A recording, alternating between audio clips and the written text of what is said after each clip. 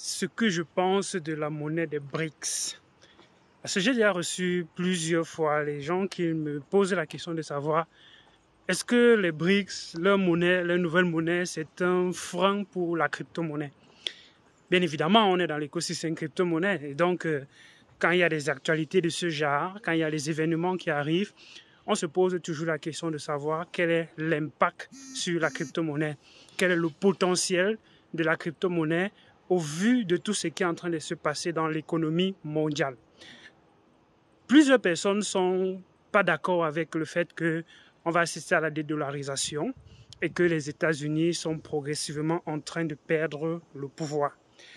Moi, clairement, je suis en train de penser que les cycles des dominations, des puissances, des États, des empires, bien évidemment, ça a une fin. Les États-Unis doivent toute leur hégémonie à la Seconde Guerre mondiale. La Seconde Guerre mondiale, guerre pendant laquelle les États-Unis se sont enrichis. Donc, ils ont eu les grandes quantités d'or. Et donc, ils ont basé leur dollar sur l'or à un moment donné, après les traités de Bretton Woods, où on a dit, OK, la monnaie mondiale, la monnaie de référence pour l'économie, devient donc le dollar.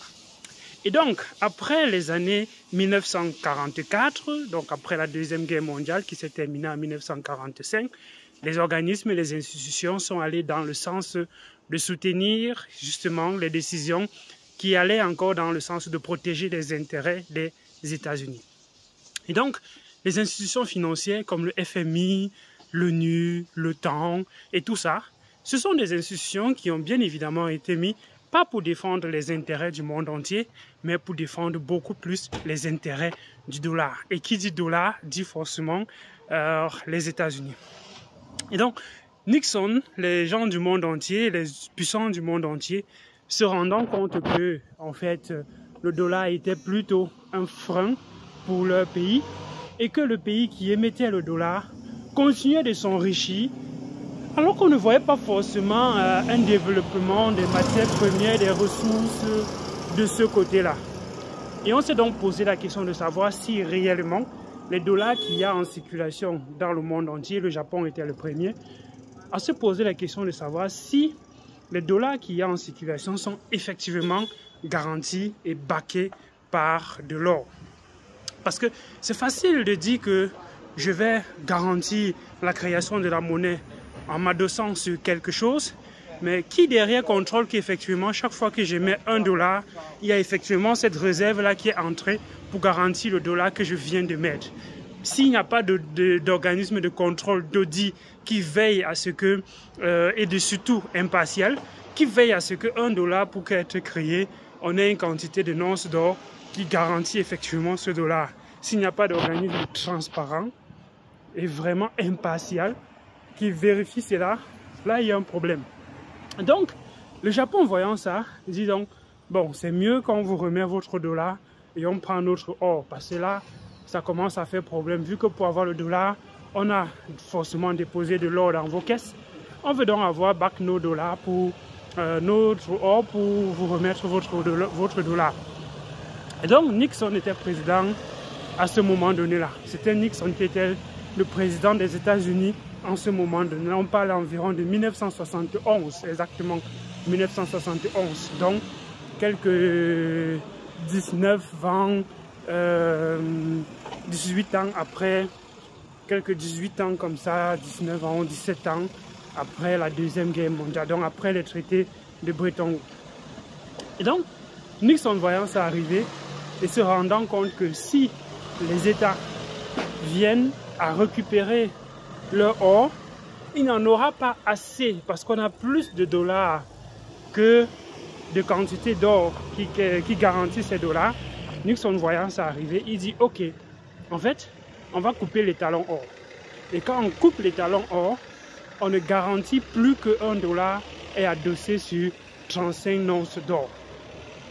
Et voilà où l'économie américaine commence encore à se développer exponentiellement, tout simplement parce que n'ayant plus de frein sur la machine à biais, on peut donc appuyer sur la machine à biais, sur l'imprimante, et imprimés à fond. À ce moment donné-là, on va assister donc à une hégémonie de l'Amérique, une croissance exponentielle de l'Amérique. Et en réalité, la croissance américaine est liée uniquement à la dette. Et voilà pourquoi la dette des États-Unis aujourd'hui est tellement grande. Ils avaient défini un plafond. Le plafond a été atteint. On a étendu le plafond encore récemment, qui montre à quel point on n'est pas sur le point de s'arrêter. Donc, les économies mondiales sont donc en train de se poser des questions. Est-ce qu'on doit continuer à accepter de vivre sous une monnaie qui a été bâtie durant les années 1944 dans un contexte bien évidemment précis et dont le contexte actuel n'est plus le même? Pourquoi rester donc dans ces mêmes accords alors que le contexte a drastiquement changé? Ça, c'est l'une des raisons. Et les BRICS maintenant se disent, bon, on va donc créer une monnaie, on va donc se mettre ensemble, former un groupe et redéfinir les nouvelles règles internationales qui vont au moins satisfaire nos intérêts pour les personnes qui adhèrent donc à ces organismes que nous allons mettre sur pied en formant donc l'alliance des BRICS, donc le Brésil, la Russie, l'Inde, la Chine et l'Afrique du Sud. Donc, ils vont se mettre ensemble et se dire, il faut qu'on crée un bloc. Et ce bloc-là doit avoir de nouvelles institutions, de nouveaux organismes et par-dessus tout, une nouvelle monnaie. Cette nouvelle monnaie qui va encore faire un retour en arrière et être garantie par l'or. Et non pas seulement par l'or, mais aussi par bien d'autres matières premières qui peuvent faire la réserve pour garantir la monnaie qu'on va émettre. Et jusque-là, tout paraît un peu bien. On est en train de voir qu'il y a donc ce côté-là qui est en train de ressortir. Et on peut se poser la question, quelle est donc la place, quelle sera donc la place des États-Unis? Qu'est-ce que les États-Unis vont donc faire pour essayer de contrecarrer? Premièrement, ce qui va être fait par les États-Unis, c'est de dire, bon, nous, on n'est pas d'accord avec ça, on va imposer les sanctions, on va faire ci, on va faire ça, on va faire ça. Mais bon, dans tous les cas, on ne va pas rentrer dans ces détails-là dans cette vidéo. Ok? Mais bon, ce qui est en train de se passer, c'est quoi? C'est que les BRICS veulent donc émettre une monnaie. Et cette monnaie-là qui sera backée par de l'or, ou bien les matières premières, ou bien les ressources des pays qui sont donc membres, pose encore un nouveau problème. Le nouveau problème, c'est que si c'est garanti par les réserves de tel ou tel autre pays qui contrôle ces réserves-là, qui vérifie ces réserves-là, qui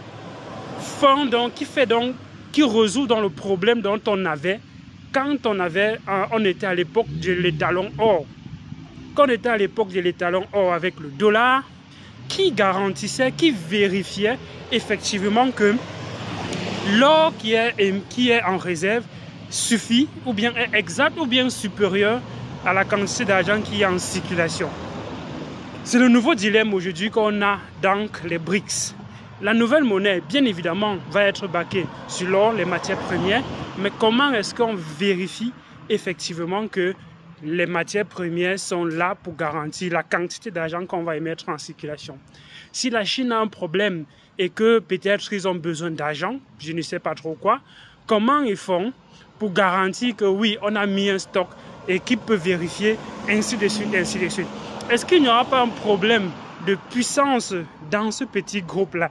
Bien que les intérêts, en plus les intérêts ne sont pas forcément en adéquation, ne sont pas forcément liés entre ces différents États. On connaît bien les problèmes qu'il y a entre la Chine et l'Inde, bien évidemment. Donc, ce conflit d'intérêts-là, ça peut justement entraver d'une certaine façon à l'expansion de cette monnaie, parce que c'est pas parce qu'on fait partie des BRICS qu'on est forcément en accord avec tout ce qui se passe dans les BRICS. Et donc, ils veulent faire en fait une certaine fusion financière et que même si on n'est pas en accord sur certains plans et certains aspects politiques, que au moins sur le plan économique, qu'on soit en accord et qu'il y a donc une courroie de transmission financière qui nous lie d'une certaine façon. Et quand on essaye de regarder ça, on voit bien qu'il faudrait une monnaie qui est indépendante, qui va donc servir de courroie entre ces différents États. Parce que s'il y a une monnaie qui n'est pas indépendante, qui nécessite un certain contrôle. Ce contrôle peut être biaisé. Et c'est ça le problème de l'humain. Le problème de l'humain, c'est que une fois qu'il y a un endroit où l'humain doit intervenir, il y a problème. Parce que cette partie-là, qui doit assurer et garantir que quelque chose est bien fait, généralement, ne fait pas ce qu'il faut faire. Et c'est là qu'on est en train de remplacer cette partie-là, cette prise de décision, cette vérification, ce contrôle. On est en train de remplacer ça aujourd'hui par l'intelligence artificielle. On est en train de remplacer ça par la blockchain de telle sorte que tout le monde peut vérifier parce qu'il y aura bien évidemment un problème de transparence avec les BRICS, avec la monnaie qui sera créée dans les BRICS. Il y aura ce problème de transparence-là. Donc, il faudra effectivement un système dans lequel il y a transparence et dans lequel, quand un État émet une action, que les États membres de cet écosystème peuvent vérifier de façon irréfutable, avec une preuve irréfutable, que ce qui est fait est effectivement connu, vu et connu de tous. Et donc le système qui permet de faire ça aujourd'hui, c'est la blockchain. Et c'est la blockchain. Et c'est la blockchain qui permet de faire ça aujourd'hui. Même si ça ne veut pas dire que comme c'est la blockchain, ce sera forcément le Bitcoin, ce sera forcément la crypto-monnaie. Mais au moins la technologie blockchain peut être et va même être utilisée pour pouvoir mettre sur pied ce genre de système où on a besoin in effecto de transparence. On a besoin de façon indéfectible d'une transparence, de quelque chose, d'un support qu'on peut faire confiance.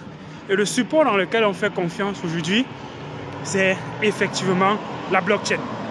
Donc, je pense effectivement que la blockchain va jouer un rôle assez crucial dans les BRICS et que si au-dessus de cela, ils voient que émettre une monnaie sera problématique, je pense qu'ils pourraient avoir l'option d'adopter une monnaie qui n'est créée par personne, qui n'est garantie par aucun des États et qui est donc simplement une monnaie vérifiable et dont tout le monde peut savoir effectivement ce qui se passe à l'intérieur. Et cette monnaie-là aujourd'hui, c'est bien parti pour être le Bitcoin.